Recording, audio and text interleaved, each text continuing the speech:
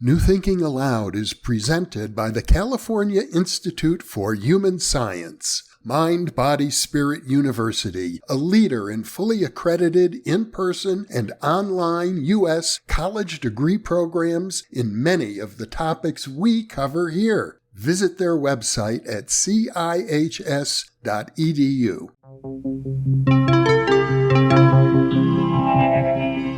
Thinking Aloud. Conversations on the leading edge of knowledge and discovery with psychologist Jeffrey Mishlove.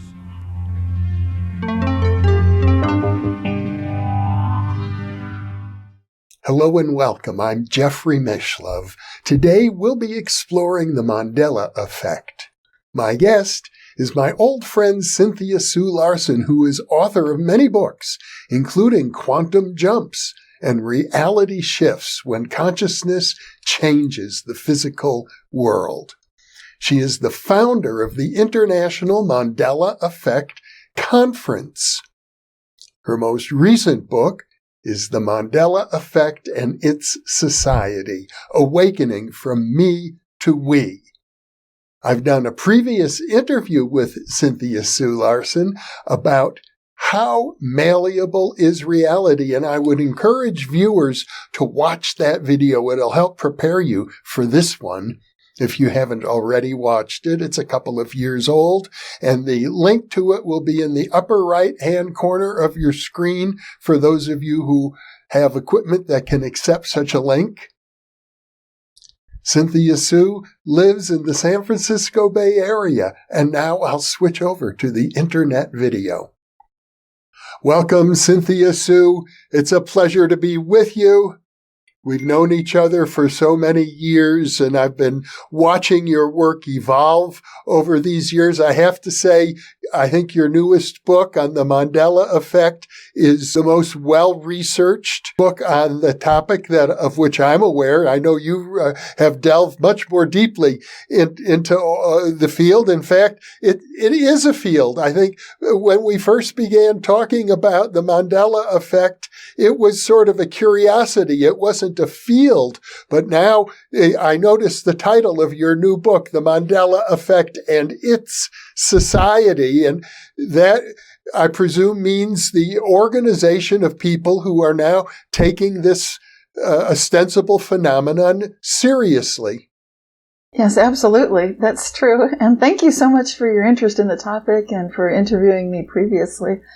Because at that time, you were able to inform me about Mary Rose Barrington, who at the time I didn't remember or know about, actually. But yes, this topic is finally getting some serious attention. I've just yesterday received an email from a PhD candidate in psychology who is researching aspects related to the Mandela effect.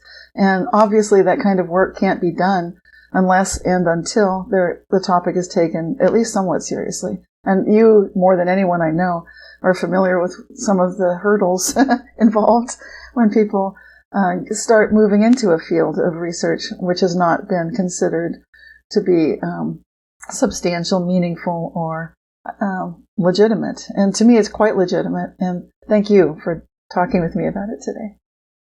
Well, you mentioned Mary Rose Barrington and her book, Jott, J-O-T-T, just one of those things.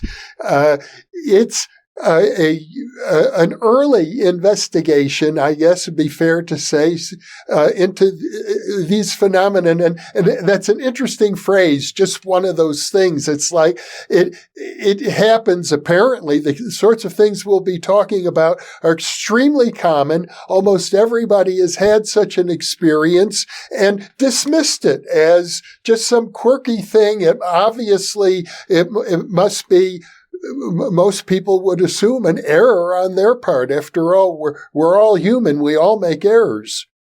Exactly. She would talk about flyaways and comebacks and things like that in such colloquial language, like things, they fly away and they come back, which I think is cute. So in the terminology and the lexicon that I've been using when talking with firsthand reporters of this phenomenon, they usually talk about things disappearing or reappearing or arriving out of nowhere, like in In fact, sometimes in front of people. So these can be quite remarkable. And I know that in parapsychology, these things have been reported as well. So but it's interesting to notice that there can be this awareness that it is just one of those things.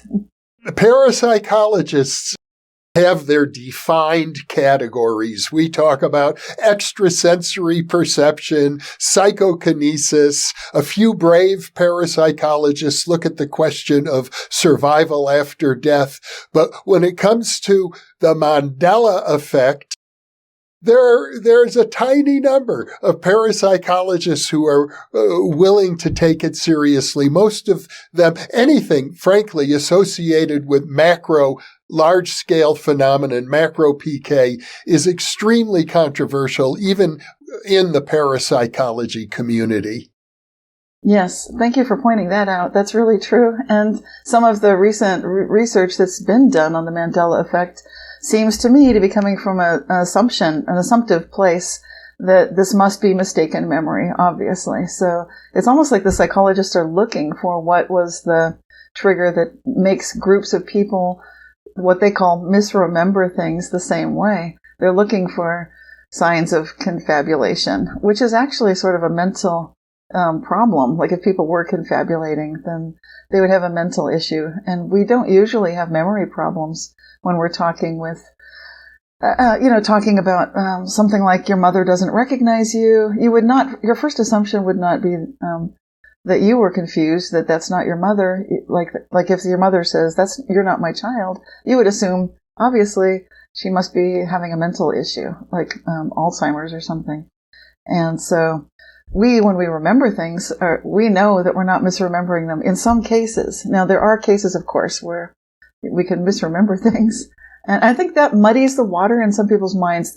The stuff I'm talking about is just aggravating enough that a lot of scientists, and I've got a background in physics, so I talk to physicists, and I know that they don't want to get into these muddy waters where there could be some element of possible confusion, which is typical of pretty much every area of consciousness research, as you know. We have to assume that half of our audience will be familiar with the Mandela effect, and the other half will not have heard about it. So for the benefit of that half of the audience, let's define it. Right. The Mandela effect is, I think we can all agree that it has to do with groups of people remembering something differently than what the official description of historical facts might be. And in fact, it might even be very different than all the evidence that you can find. Yet, people persist, for example, in saying that they remember for sure Nelson Mandela dying in prison when he was incarcerated in South Africa on Robben Island back in, a lot of people remember it was 1987. But the official history, the official facts clearly show that, in fact, Nelson Mandela survived his prison ordeal, and he went on to become the president of South Africa, which we can all agree on also. So really, and this is a rather remarkable thing that the Mandela effect is named after what I would call an alive again experience, because I don't think these are the most common types of Mandela effects or reality shifts. They're rather unusual. Most people, you might notice on the periphery, like, didn't a friend of the family pass away and now they're alive again? That could happen. And I get a lot of reports about such things. But more typically, it would be along the lines of Mary Rose Barrington's research about just one of those things where a product suddenly is different than what people remember it always was. Like Kit Kat. People remember there was a hyphen between Kit and Cat. And Berenstain or Berenstain Bears. People remember the Berenstain Bears, but now it's always been Berenstain. Location of physical organs, and so on and so forth. Geography, pretty much everything. We need to be a little more specific when you say location of physical organs. What do you mean? Okay, well, what I mean is, for example, the kidneys. People remember that they used to be situated low enough in the physical body that if you were struck from behind with a roundhouse kick, if you're doing mixed martial arts, or a punch to the lower back, that this would conceivably seriously damage the kidneys. But, and in fact, I did find residue evidence from an old book that showed that it was called a kidney punch back in the day when the kidneys used to be down below, underneath, lower than the rib cage. And if a doctor needed to operate on them, they would go from behind. That's no longer the case, and now it supposedly never has been the case. And this is quite vexing to people who remember that they would have kidney procedures done because they've got kidney issues. They remember the doctors used to do the procedure differently. And it's quite strange to have such a personal recollection of things being so different. I think one of the most convincing cases that you write about involves the great Swiss psychiatrist Carl Jung. Yes. Oh my gosh, yes. Yes, this was this is an interesting story, so I want to take my time a little bit with it. And it hasn't been well reported yet, so I'm really happy I got to cover it in my new book, The Mandela Effect in Its Society. So it starts in 1932, I believe, when Dr. Carl Jung was visiting Ravenna, Italy. He was there to be a sightseer and tourist, but he especially wanted to visit the baptistry of the Orthodox. There we go. It's not a place I've been to yet myself. But when he was there with a friend, Tony Wolff, he remembered something quite remarkable and stunning. There's actually several details that he was apparently talking about with Tony Wolff while he was there. First of all, there was a very special blue light in the inside the building. Secondly, there were in this octagonal space there were 4 prominent 6 by 8 foot mosaics, which are made of tile, and they were huge, and each one dedicated to a certain image of a baptism. One of them was St. Peter and being saved by God. Another one was the Israelites in their rush through the Red Sea, and they arrived safely, but that water was involved there. One was the baptism of Jesus Christ himself, and then one was the leprosy guy. I can't remember his name.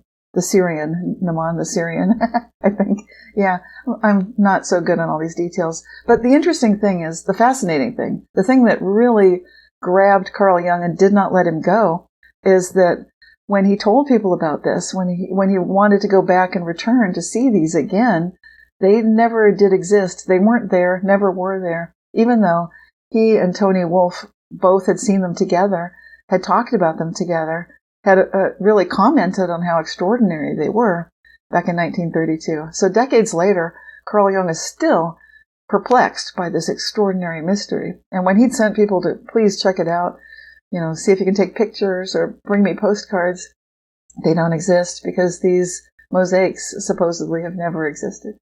So Jung, if I recall from your book, seemed to feel that what must have occurred is that he had these images of the mosaics in his mind, and he projected from his own mind so that they appeared to him and Tony Wolff, who was with him, to be external to them. Yes, it's kind of an extraordinary thing. Now, here's the father of synchronicity. We would think, at least that's when I think synchronicity, I think Carl Jung. And he's noticing that there's this interesting, just like with synchronicity, there's an internal component to this very external realization. And because of Carl Jung already looking at such things, I believe, he was already aware of the collective unconscious. He's aware of archetypal energies and the ideas that archetypal beings can have. And so I think this made it possible for him to recognize what you're saying exactly, that he knew there was this internal component to a supposedly external experience. Absolutely. And another example that you give in your book that I found very persuasive involved a museum. I think it was in a relatively small town, but the museum had a dinosaur exhibit that many people remembered the dinosaur exhibit and were surprised when to discover it was gone. Not only was it gone, but according to museum officials, had never been there. Exactly. Yeah, this is from a small town in England. It's called Bolton. And the city council members were quite concerned because some of them started wondering, they now had their own children and they wanted to know, why is this dinosaur that I grew up seeing in our city museum, why is it not there? And whatever you're doing with it, maybe it went down for reconstruction or repair, cleaning, whatever you guys are doing, bring it back. Enough's enough. It's been decades. I don't know when I last saw it. And about half the council remembered that there had been a dinosaur prominently displayed, not just some sort of like a back closet thing, but it had been one of the primary features that people remembered. And that is about half of the town council remembered it. The other half said, "What are you guys talking about? We've never had a dinosaur. We don't remember it. There's no evidence of it. We are looking for it. What does this dinosaur supposedly look like?" And the council members and the other town members that remembered it, they all agreed exactly what it looked like and how it appeared and where it was placed and what kind of dinosaur it was.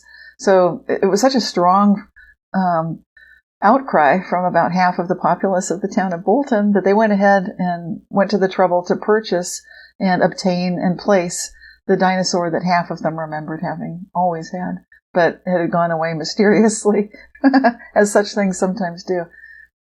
You quoted one of those council members who was rather indignant that anybody would think that when he remembers as a child visiting this museum and seeing the dinosaur, that he was making it up or misremembering. He said that's simply not possible. Yes, I can read that passage. I remember, this is, I should say who it is. This is Anne Wright, head of the Rumworth School in Bolton, England. So this is very prominently positioned person of great admiration and respect in the community. And she remembers having seen the dinosaur when visiting the museum.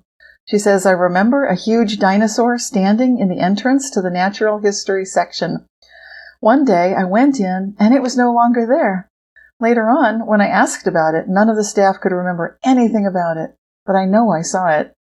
Now, nobody seems to know anything about it. It's bizarre." And this defines the whole Mandela effect experience.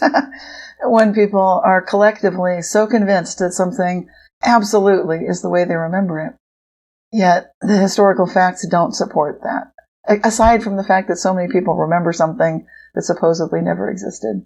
So that's what's amazing about this Mandela effect, is that we can start to acknowledge and honor that something is going on when we do have a collective mismatched memory. And that would be the term I would use to define the phenomenon. It's more of a mismatch between what an individual and a group of people might remember versus what is supposedly historically true and has always, quote unquote, always been true.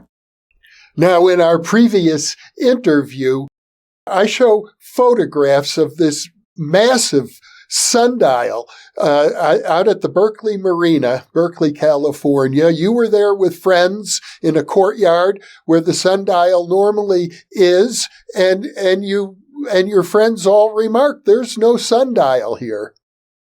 Yes, I was there with my friends Cliff and Jan, and we were frequently going to have brunch at the same restaurant on a, I think, monthly basis at the time.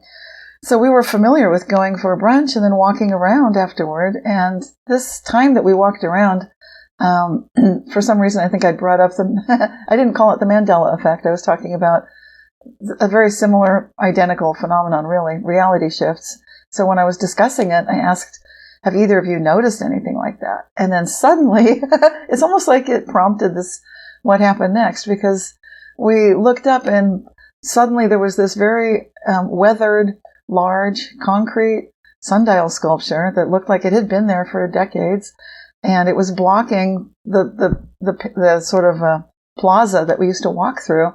It was also directly blocking the another sculpture that was there, an archer sculpture. So it was quite prominent, quite unmistakable, yet it was new to all of us, and that seemed like a perfect way to just discuss this phenomenon. Like, wow, we are witnessing one right now. This is exactly what I'm talking about. Reality shifts where things appear, disappear, transform, transport. And with the Mandela effect, it's the same thing. You know, we'll see things that are completely different than we may remember. And I did do follow-up with the harbor master to find out, when did that sundial sculpture arrive? And I was informed that it had been there as a gift from a sister city in Japan to the city of Berkeley, California, for decades. So that was stunning, to say the least. Your life has been colored by events of this sort, and I suppose enhanced by the fact that you now look for them. Yes, that's true. I think it's partly due to the fact that I was interested in finding out what else could I observe changing like this, having such a clear intention and being focused on that. And I must add, I've always kept this special secret sauce of the question, how good can it get? That's important because I don't want to be experiencing horrific, nightmarish reality shifts. So it's important to keep locked on a very positive upward trajectory. But yes, I'm certain because of that intention, I've therefore been witness to things that I think would blow people's minds. But I was already expecting, like, okay, I know consciousness on the inside can influence what we what we think of as the physical world. We think it's separate. We tend to assume in the sciences currently, Western science, that what we measure, that's the starting point. What's material? What's real? We seldom give prominence and priority to the idea that consciousness is fundamental. But with this starting assumption that consciousness is fundamental, now let's see, where can we go? How good can it get as we're experiencing these shifts? I've definitely seen a lot more than I think most people ever see. And in addition to keeping track of events like this in your own life, you collect stories from other people and at this point have thousands of examples. Yes, and this does count as a body of firsthand reports and research.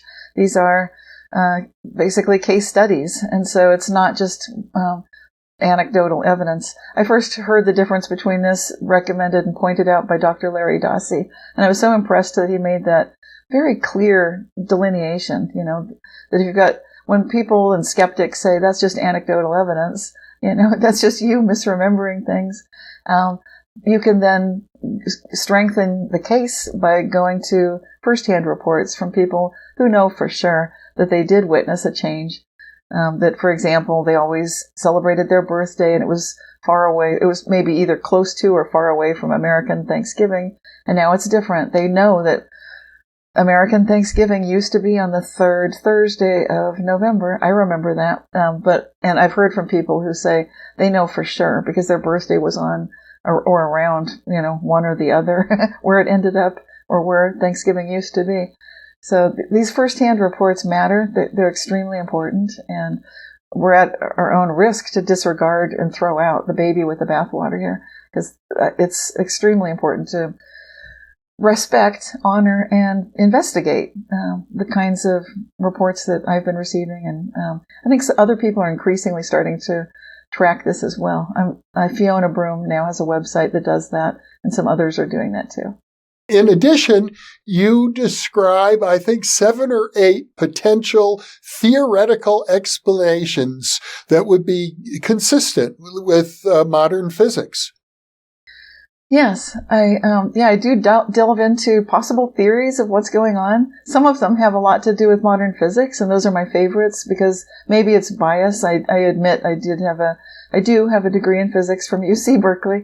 So some people would say, well, you're biased. You're not going to come out against the CERN Large Hadron Collider, because some people consider that to be part of what's happening, is that something happened at the Large Hadron Collider, and they've ripped a hole through space-time. My approach in the book, The Mandela Effect and Its Society, is more to go into the idea that quantum physics is natural. It's part of our natural world. It's part of who we are. And it shows us how we, in the form of consciousness, influence material reality. So that's, I think, the most fascinating direction to study what's behind the phenomenon, is to look there. And so that's why I focus so prominently on that and include huge chapter that includes terminology from quantum physics, because I'd like to make it more naturally known to people, to become comfortable with the quantum nature that we all have intrinsically. Well, one of the most important theories within quantum physics is known as the observer effect, or the idea that consciousness itself collapses the wave function, that the equations of quantum physics don't call for any specific objects ever to be observed. In quantum physics, everything is a probability field, but when we do experiments, we get particular observations. And there's a school of physics that says that that particular observation requires an observer. It's the consciousness of the observer that enables this condensation from a probability wave to something measurable. Exactly. Yes. This is the if you want to look at what's the name of the interpretation of quantum physics that takes us there. This is the Copenhagen interpretation, is the first version that really talked about the collapse of that wave function. And then people such as Dr. Quantum, our mutual friend, Fred Alan Wolf, he's definitely helped to increase awareness from people looking at this in What the Bleep Do We Know, and in his many wonderful books. So when we look at this collapse of the wave function, we see ideas like this experiment of the Schrödinger cat experiment, which is the idea that a cat is placed inside of a box with a vial of poison with a trigger mechanism that's quantum in nature, based on very random radioactive decay of some quantum particle. So we don't know exactly when the quantum particle will trigger a little hammer to break the glass vial to release the poison inside the closed box containing the cat. Therefore, it's that famous experiment, is the cat alive or is the cat dead? And in regular classical physics, we'd think it's one or the other.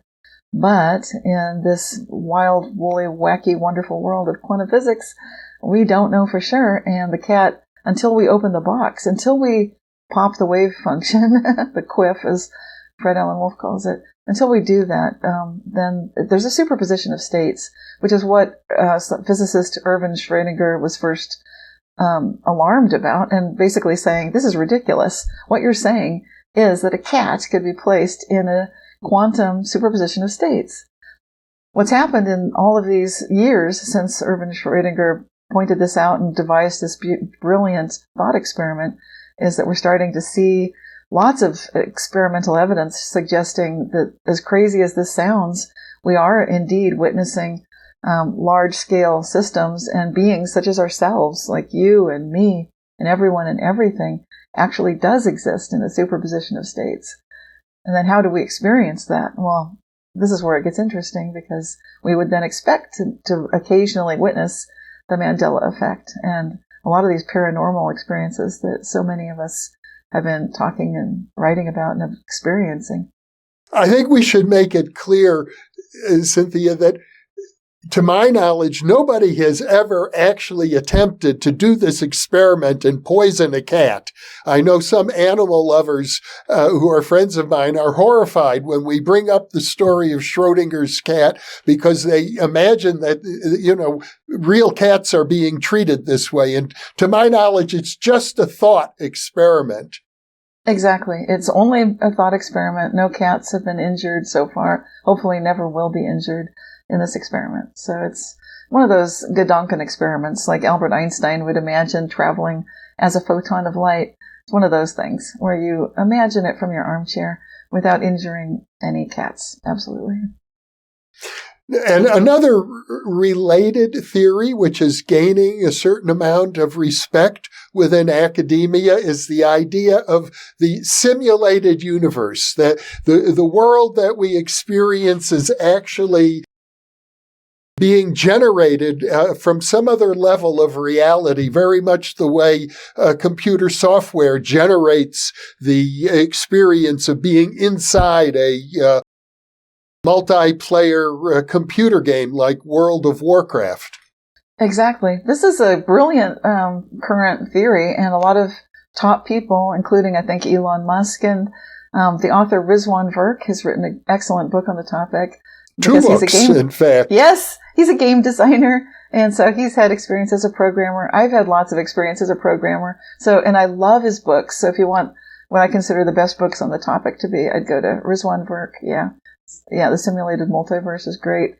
And so the idea here it's riffing off the old idea. I want to give credit to the ancient yogis that were suggesting that everything is a dream and that what we're witnessing, it's the waking life also is a dream. That, I think, is old language for this is a simulation. So now we've got a new word, and now we're looking at who are the programmers, and we're thinking along the lines of our current metaphor with our current technology, which is great.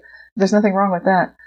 But I just want to credit the idea of everything being a dream, because that goes back to some very ancient teachings of the yoga traditions, and it's definitely worth honoring and respecting that. And Rizwan Virk also has a book on autobiography of a yogi, so he's a great. It's good to acknowledge both and to really dive deeply into the topic that way. And from that perspective, we can start to see. I like to give credit to an idea about levels of conscious agency, which I believe was first documented by the philosopher Gottfried Wilhelm Leibniz, when he talks both about the perennial philosophy, which is amazing because then it means all the paths of truth come together, but at such a level that it's hard to document or share agreement that we're all experiencing the same thing. And Leibniz is also one of the fathers of calculus. And so I think it's because of that he understood a first level perception is an order of perception. And of course in calculus you've got orders. And Leibniz was looking at consciousness that way, at looking at levels of conscious awareness. And that's something that I would love to see explored and explained and written about better. I think it's a key concept that people touch on it. Carl Jung touched on it. Rudolf Steiner touched on it. A lot of greats have touched on it, and I'd love to see it really come together in a way people understand. And we're going to be needing it going into robotics, artificial intelligence, and all of that. I'm very fond of Leibniz's book, Monadology, in which to me, it's the only really rigorous philosophical exploration of the idea of the human soul. Thank you. And I'm so glad you're honoring him that way, because I really don't hear enough about this. And with the direction, like I just said, we've got AI, we've got robots that we're going to be needing for the technology side of things to understand this. And I don't think we've really spent enough time there. So thank you for the shout out for Leibniz. Yeah, I agree with you. It's brilliant. And that's why I mention him so frequently, because I feel like that's where we can really recognize that, for example, if we're looking at the Internet of Things, which is where AI and robotics is going next, the awareness of a system, like a robotic or AI system, starts with, does it have fingers? It starts with, are those my fingers? Oh, that's me. It's self-awareness through levels of conscious agency, like the monads and the monadology. Yeah, exactly. Well, you've done some original research in the area of the Mandela effect, looking at personality types, and I found your results fascinating that using the Myers-Briggs scale, some personality types experience way more of these unusual, bizarre events than other people, other personality types. Yes, that's true. And these would be the intuitive feelers for those who are familiar with the Myers-Briggs. So there are 4 different, options. It can be an extrovert or an introvert. And that doesn't seem to matter too much about when it comes to the Mandela effect. But the next one does matter, apparently. And the intuitives are the ones that are definitely experiencing a lot more of these Mandela effects. And the feelers. So intuitive feelers. Other psychologists are now researching how would you describe these people? And they're using words like empath, empathy. They're saying we can develop our empathy. So this quality of intuitive feeling as being a style of engaging with reality, with the outer reality, is very much important.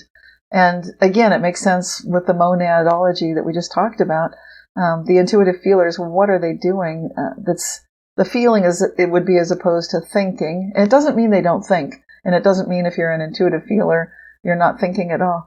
It just means that would be the preferred engagement modality with so-called external reality, which is really fascinating.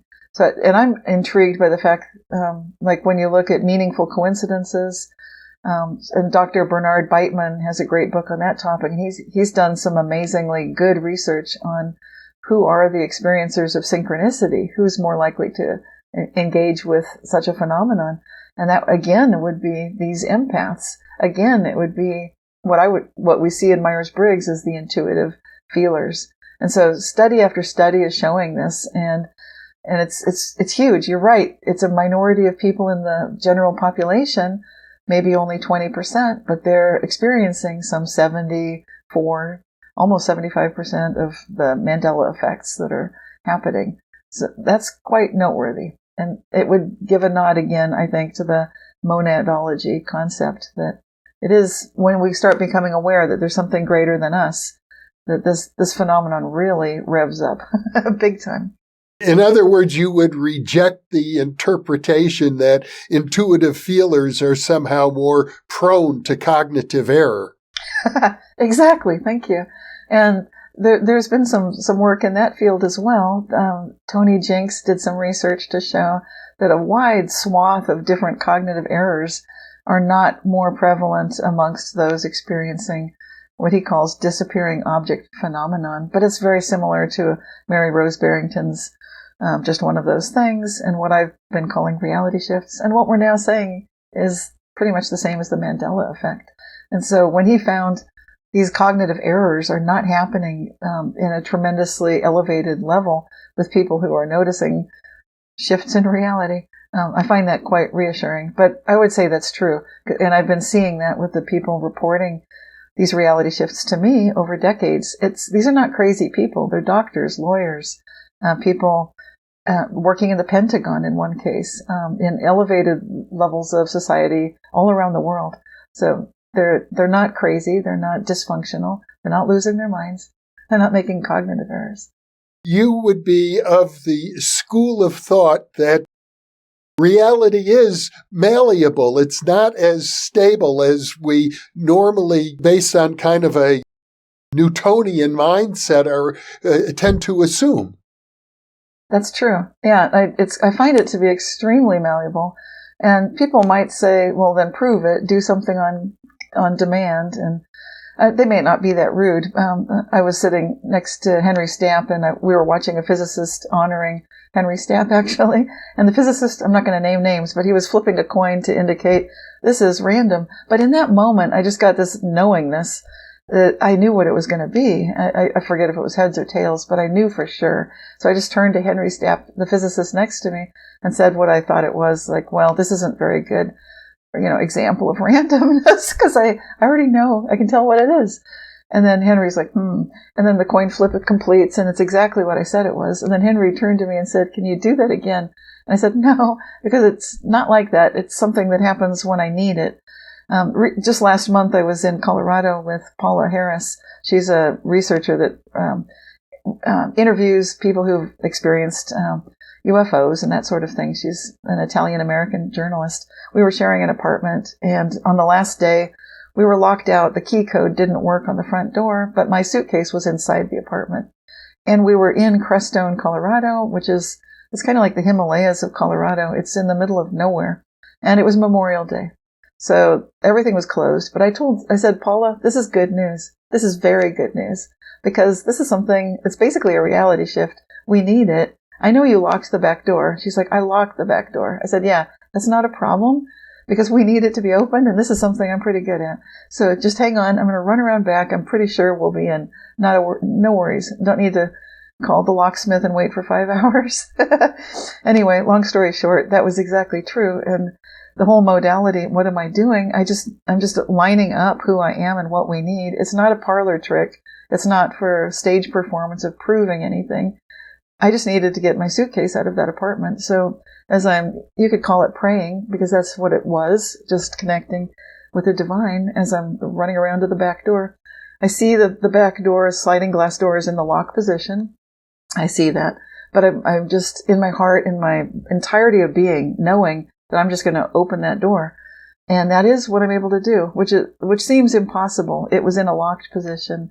Paula's very good at locking that door, but this is the sort of thing I'm familiar with. So it does happen, and there's an advantage in knowing that reality is like this, But I would say it's not something to be played with like a game, like showing off, or nothing prideful or artificial, or no stage performances. But this is real magic, I'd say, but not in the bad sense of where people say magic for your ego. I would say it's more aligned with what we all need. And I believe, and I see evidence that the Mandela effect is showing all of humanity a way out of things that we might think are locked doors, like global warming, wars, all of the things we're so afraid of that we think we're stuck in. We see the evidence. We know we're doomed, but I know that we don't need to feel that way. I know that the Mandela effect is showing us that collectively we can basically connect with that higher sense of goodness. And miracles really do happen, if you want to call it a miracle. Quantum jumps, reality shifts, Mandela effects. These things definitely happen, and they are often quite good. Well, you used the word collectively just now, and I think that's very important to you because of the subtitle of your book on the Mandela effect, Moving from Me to We. Let's talk about that. This idea is the Mandela effect, of course. You could shorten that down to ME. In the community, in the society, often that's what people call it.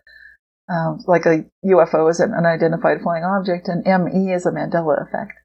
And then what's the we? That would be, you could call it awakening effect or wisdom effect.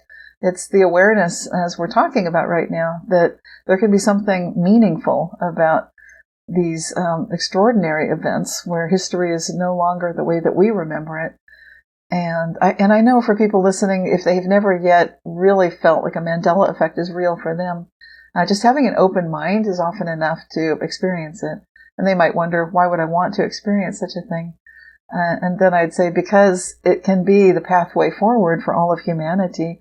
What if we are able to collectively change physical reality in a good way, without politics, without billions of dollars being spent on fiscal programs, without indebtedness, basically miraculous changes happening.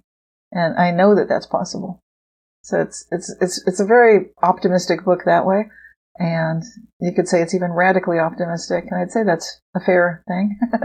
But that's exactly what we need right now in this interesting time that we're living in. So you're suggesting that although these kinds of reality shifts could be disastrous, that we have some control, some measure of control over them. We do. We've got more than we think we do, and on a home front level, we might think, people, of course, might immediately feel like, well, I'm not Superman, I can't change the world, and we don't need to do it that way. It's more about becoming a good human being, which is, again, that perennial philosophy, that as we move toward a collective sense of oneness, if you want to call it that, or the absolute, all these words for the great mystery, that we hopefully are becoming better individuals, becoming better in terms of honesty, integrity, love, kindness, compassion, all these good qualities that we can universally, globally recognize. And when we do that, I do believe that we've got the collective ability to transform world situations instantaneously, as if they've always been in a better level of being. And I know that's not something people are yet familiar with, but this is the dawn of that consciousness, and I'm really glad to be at the forefront of it, even though, as you know, sometimes when you're in the forefront of things, there's a lot of ridicule made about them. I know. We haven't talked about the multiple worlds theory yet. That's also a very significant theory within mainstream physics. I've been told that most physicists these days subscribe to the many worlds theory, which suggests that for every quantum possibility, there is a universe in which that possibility is actualized. So that there are something like 500 billion or a billion to the 500th power of alternative universes, all interpenetrating our three-dimensional reality. That's right. And this was first popularized by Hugh Everett III, who came up with this idea of the many worlds interpretation. And if you're wondering, what's this word interpretation? That's when physicists are seriously attempting to explain what's going on with quantum physics and bring it together with our understanding of, the collective cosmos and all of that. So this many worlds interpretation, as you suggest, it's quite mind-boggling if you really go into it, that there could be another version of you and another version of me operating side by side alongside of us. And it's extraordinary, but it's also, as you're also mentioning, becoming seriously considered by a large number of physicists and scientists and thinkers, that this does seem to be what's going on. And to me, it dovetails nicely with the simulation or dreaming hypothesis. Some of these theories kind of go together. And if you think well, then how do we navigate between this multiverse? Do we ever explore these other worlds? And through the Mandela effect, you could say, yes, we are exploring them. We are experiencing them. I've seen I shrank some silk curtains in my house. I washed them in hot water decades ago. And then a couple years ago, suddenly, for no reason, the silk curtains were suddenly exactly as tall as they used to be, as if they'd never shrunk. And the hanger, the rod that I was hanging the curtain on, no longer was at the correct location. But I'd been thinking just a week before that I wish the curtain fit that window better. And then, within 5 days, boom, the curtains fit the window better, but now I have to rehang them. Very funny. So these kinds of things can happen, and but it's not just in our house. It's not just it could be anything at any scale, any size. So it could be just the climate of the earth can be stabilized. The so-called disaster cycle and catastrophe cycle doesn't need to play out the way people say that it always does. Everything that we think we know can be changed. And this is good news, I say. Well, it sounds to me, Cynthia, as if you're saying we've got to come to terms with the fact that the universe is far more bizarre and complex than we have been able to figure out, but we can learn how to surf that reality, that it doesn't have to be intimidating. Exactly. Right. And that's why I include so many physics terms in the book that I just wrote, because I want people to feel comfortable with it so they can talk about things like, this being in a superposition of states, for example, that can, maybe you feel that way if you're daydreaming, you've got this parallel life where politics worked out the way you like and you're happy, and things that happen that are upsetting to you, they happen differently. So you can daydream in that. And sometimes you might find, as I do, that reality can shift and you find yourself in a better, how good can it get kind of a place. And all of that's possible for all of us. Yes. Well, Cynthia Sue Larson, what a pleasure once again to connect with you. You're a pioneer. You're doing brave work, going into areas where most people would be afraid for their livelihood. Oh, thank you so much. And that's quite a compliment coming from one of my top heroes who's been doing that for so many decades. So thank you for everything that you do. Well, I have the highest respect for people who are willing to look at topics that other people say it's just so bizarre I can't deal with it. Thank you. Yeah, well, it's my pleasure to be doing this work, and I feel I wouldn't be doing it if I didn't feel it was so important, and probably the best thing that all of us can be taking at least a look at, even if we don't devote our whole lives to it the way I do. You're a person who has found your mission in life, and that is a rare gift and a blessing. Oh, thank you so much. And right back at you. And I love thinking aloud. And I think I mentioned last time, it was my favorite show when I was attending UC Berkeley. It was the best thing on TV, watching you and watching your wonderful guests. And that continues to be true.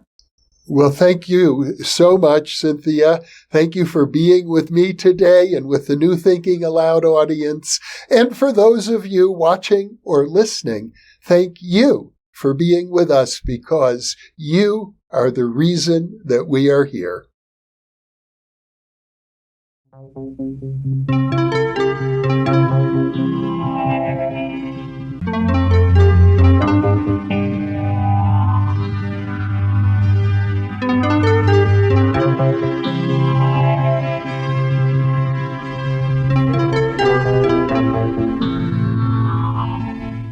Book 2 in the New Thinking Aloud Dialogues book series is a tribute to parapsychologist Russell Targ celebrating his 90th birthday. You can now download a PDF copy or order a beautiful printed copy of issue 6 of the New Thinking Aloud magazine.